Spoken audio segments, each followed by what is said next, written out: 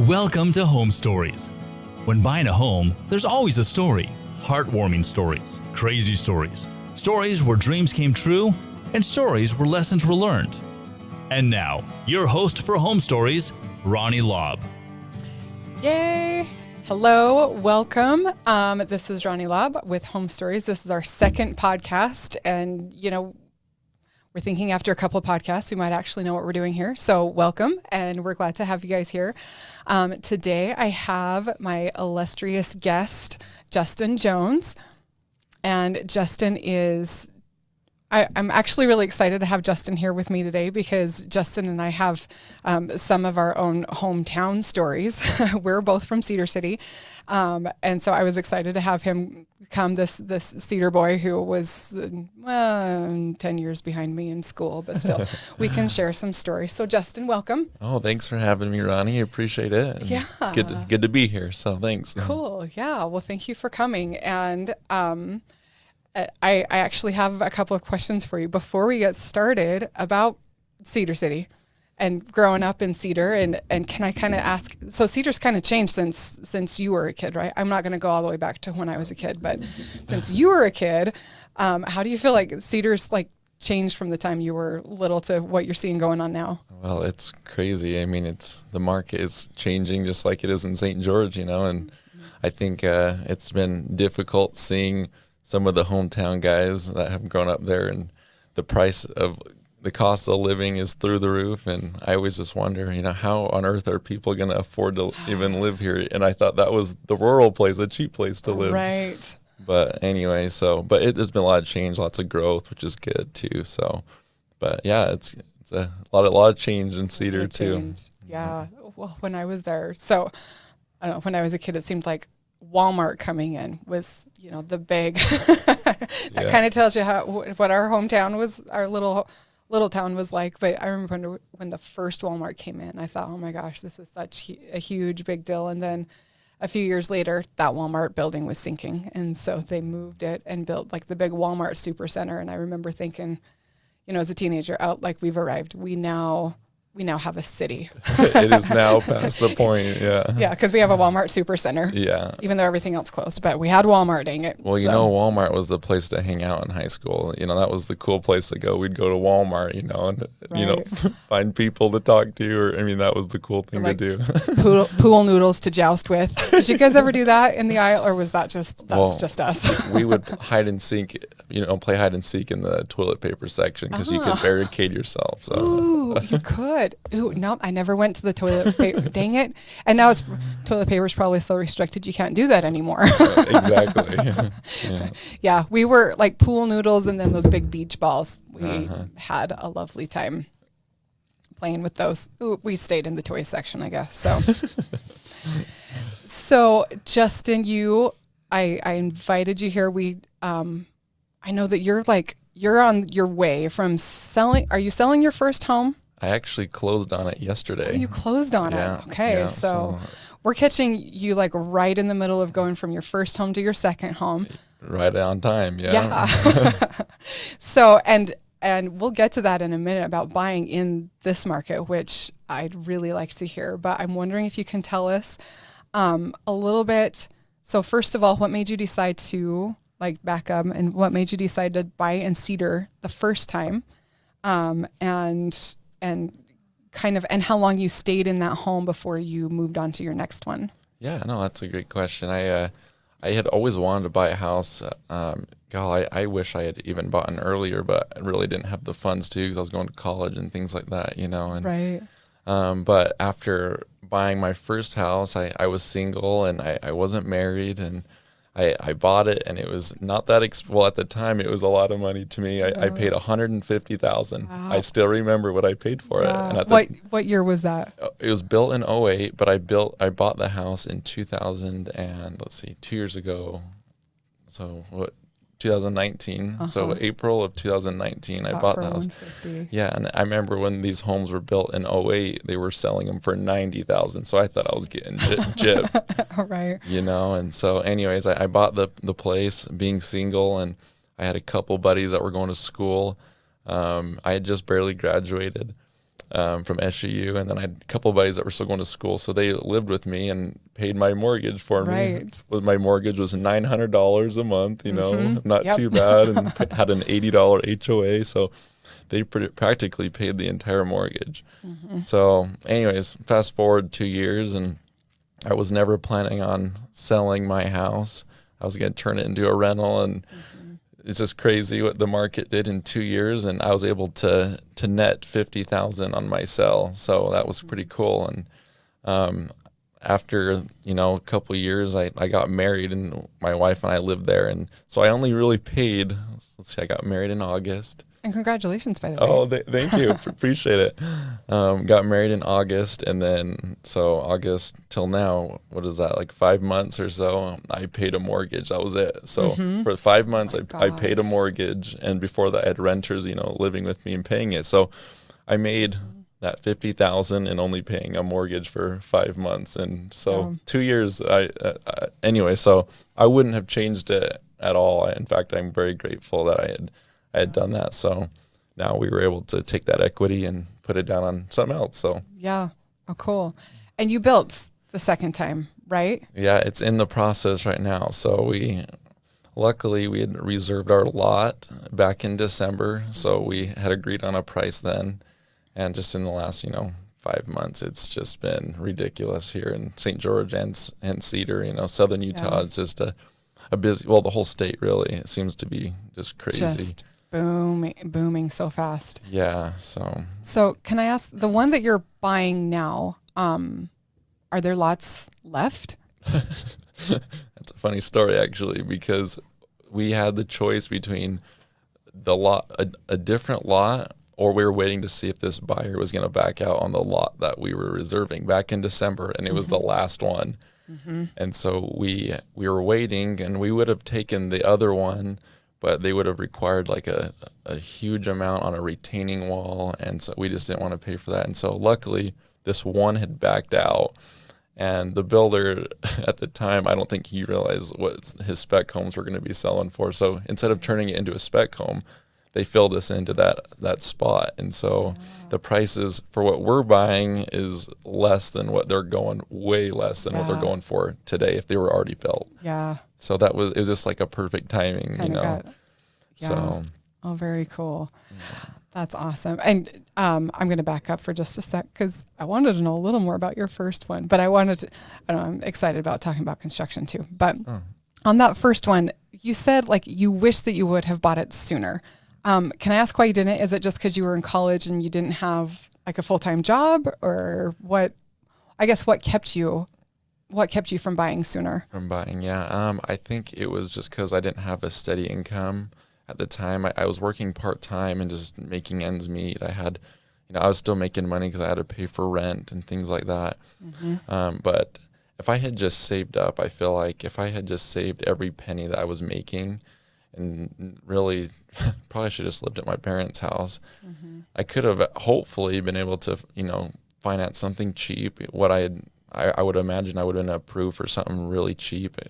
And then just had my buddies that we were all going to school with had all moved in there, and so that was probably my only hiccup is I don't know. I never got pre-approved to see what I could afford or know at the time because I was only working 20 hours a week and going to school. Right. But I really wish I had done that earlier because after seeing what I had done with my first house, it would have been nice to have that couple years prior. Right. So, yeah. So what was the motivating factor when you did buy? How did you know that was that's when you wanted to buy? Was it just when, okay, I went from part-time to full-time job, therefore I can buy a house, or was there some other motivation to buy over renting? Honestly, that was probably the main thing. I always knew that buying was the right thing just because, it's a good investment. It's something that will normally, most of the time, always go up and you're paying it, so it's going down. So it's going in two separate directions, So, even if you were to net, couple thousand in a year, that's still making money. It's still an investment, Right. And even if the market were to tank or something crazy, you hold on to it because it comes back, you know. And you're living it in the meantime, so you still have a place. Like you still have, you know, shelter and secure housing and everything like that. It's kind of different than an investment that way too. True. Yeah, it's true. So. Yeah. So thinking of the very first time that you bought then, and I know that, so Justin is in the real estate industry. He's in the title business. And so like you kind of like, had you had a chance to kind of see what that looked like before you bought? Well, I think it motivated me definitely more. I was already set in stone on buying. No matter what my job was, I had it made up. In fact, I was only in the industry, I think 4 months when I bought my house. Yeah. So I think I had worked in West is where I work. I think I'd only worked there for 4 months, and then I bought the place. It wasn't like I had been working for a while, right. you know. Yeah, but and it was like, oh my gosh, I gotta. Yeah. So, but if I had known, you know, it's funny. You always say you wish you would have known, you know, right. if I could go back, you know. Yeah, if I knew sooner. Or, yeah. But I am just still so grateful that I had purchased when I did, because now we're able to buy a house that will be big enough for my wife and I, and, you know, hopefully we'll have kids someday that we could have there. So, and we wouldn't, honestly, I wouldn't have been able to afford it without our equity that we were able to make from my first purchase. Yeah. And just roll that over. So it's making it so we're, you know, our payments less, we have no mortgage insurance, and it's just been, you know, we're just happy about that. So. Yeah. Oh, cool. So that first time you bought, was there anything that surprised you, like about the home buying process? Was there any surprises that came up before you closed, or did you just feel like it was, we made an offer, we got our financing, inspection went well, and, you know, and there we go? Well, it was a lot easier to find something then than it is today. Yeah. So inventory, like just choosing what house was way easier. Yeah. And how I looked at it was I wanted a townhouse that I could rent out, and kind of my options, you know, there's some that have the same square footage that costed 40 more thousand. That was because they were newer or whatever reason, you know, and my mindset was if I went kind of the cheaper route, but the same, if I was getting my best square foot for my buck, that I could rent it, you know, down the road and make a better income on my rental, because they would be renting for probably as much as another one that was newer, but the same square footage. Yeah. You know, and so I just kind of went the cheaper route and was planning on renting it and trying to make more money renting it. But anyways, that didn't happen. So. Yeah. But it's nice that, you know, happen kind of in the meantime though. Yeah. You know, that's cool. That's good. And then, so construction, how does this process feel compared to the first time you bought? I know they're like vastly different from each other, right? Well, it's just crazy because right now, in fact, I remember sitting down and with the agent who represents the builder where we're building, and she was just like, yeah, we're going to be able to meet with, you know, the builder next month. And this was in December, and we'll be able to go through things, and hopefully we'll be able to, you know, get everything worked out by the time you sell your house in April. And because I had to wait till April to sell my house because of tax reasons. I had to wait 2 years. 2-year mark. Yeah. So I was already set on that. And anyways, it's now April and the hole has just been dug. So it's, you know, it's still fresh. They're not super far along, and that's okay. You know, I get it.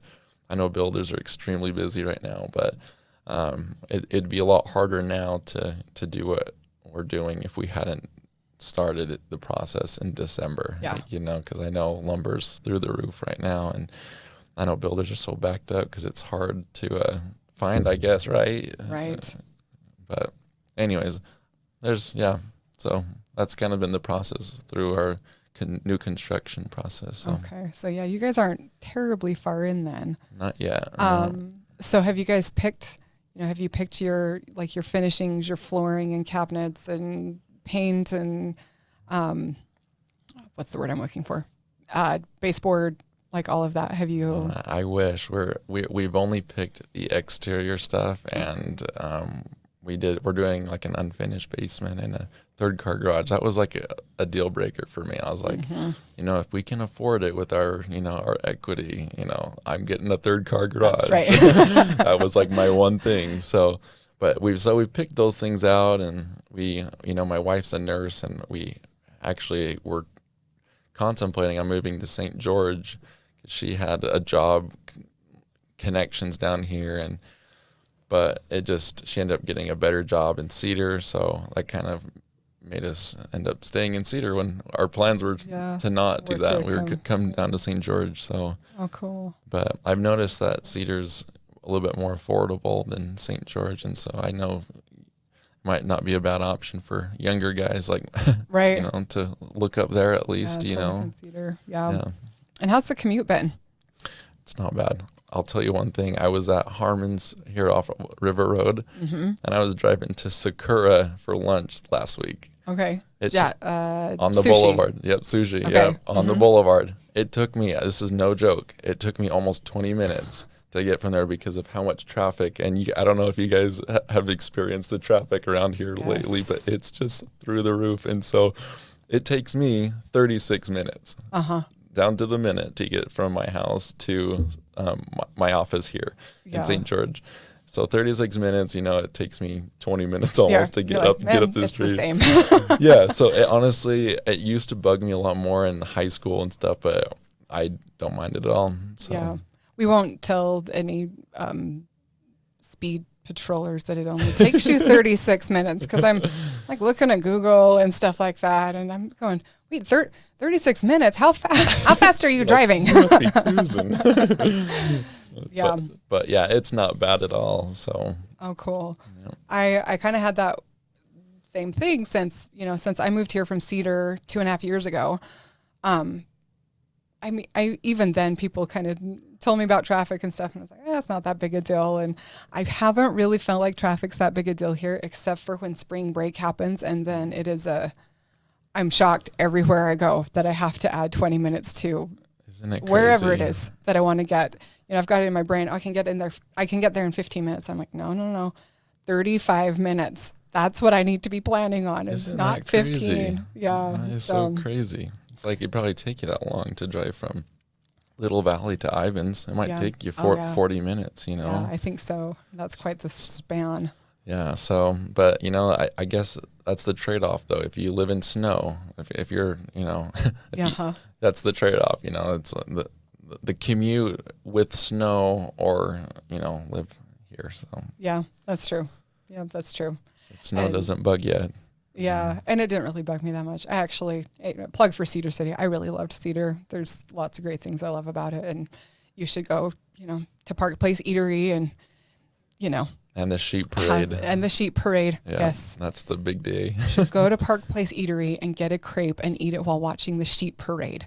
Dude, and then you've got the full Cedar experience. You really do. Yeah. And then maybe go to Brad's for lunch. Yes. Yeah. Get some fried mushrooms. Yep, fried mushrooms. I'm going to have to go back to Cedar soon and do like a little, tour of all the places I like to eat there. You need to. Yeah. And hit Brody's for dinner. Oh, Brody's is good too. Yeah. Cool.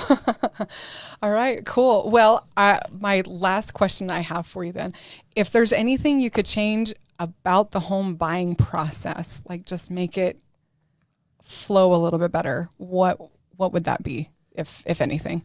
And maybe I should ask you this after you close on your new construction home, but I'll ask you now. No, you're right. I would just say,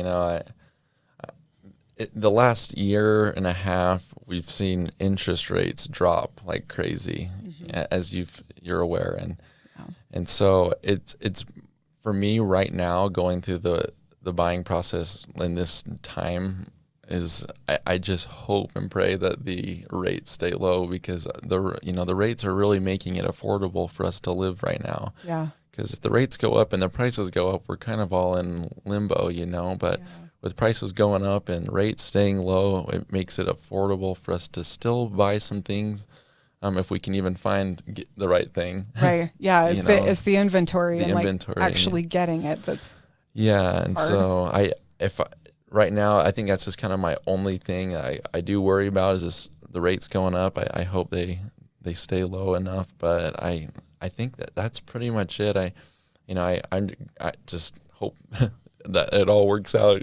Grateful that we reserved the lot when we did, but so yeah, I think that's probably the biggest thing right now. Cool. But yeah, it's been good. I'm grateful that I have purchased when I did.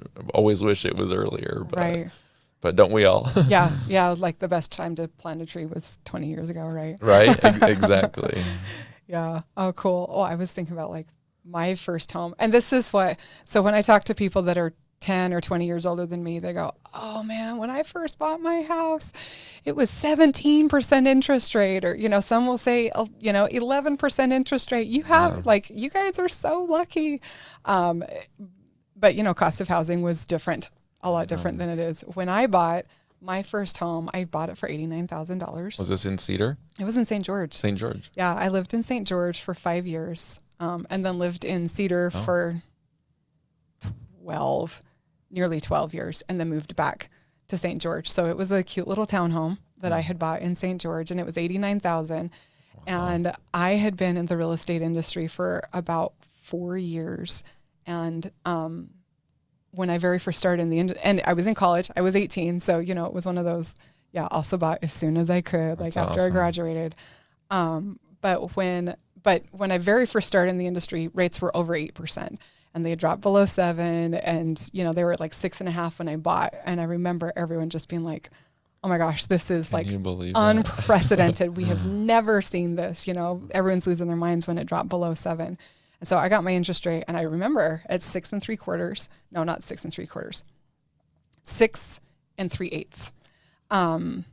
And just thought that that was the best thing ever. And so, when we refinanced it a little later and stuff like that, and got it down just below 5, and it was I don't know, it was a big deal, and dropped our rates and all that stuff now, and now we're talking like 4 is high.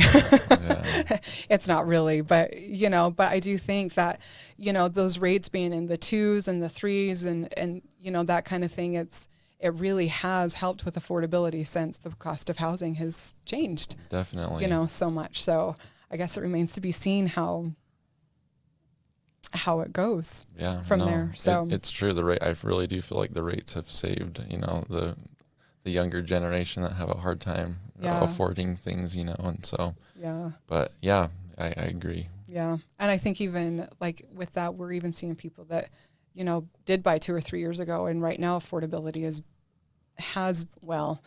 has been better than it was 2 or 3 years ago because of the interest rates. And it really comes down to being able to actually find the house now. Yeah. The inventory has really been the challenge for a lot of people, housing fitting the demand that's out there. So you probably can't even get a scoop of dirt for $89,000 now, what you paid for your townhouse. Let's get a scoop of dirt on my way out of here and nobody tell anyone. You could sell it. Smuggle it home and we'll sell it. Yeah, exactly. Yeah. So cool. Well, Justin, that's awesome. I thank you for coming. And then we do have a little more time, and I'm just going to turn it to you for a minute or so, if you can. Do you have any words of advice? You're kind of our millennial representative at this time.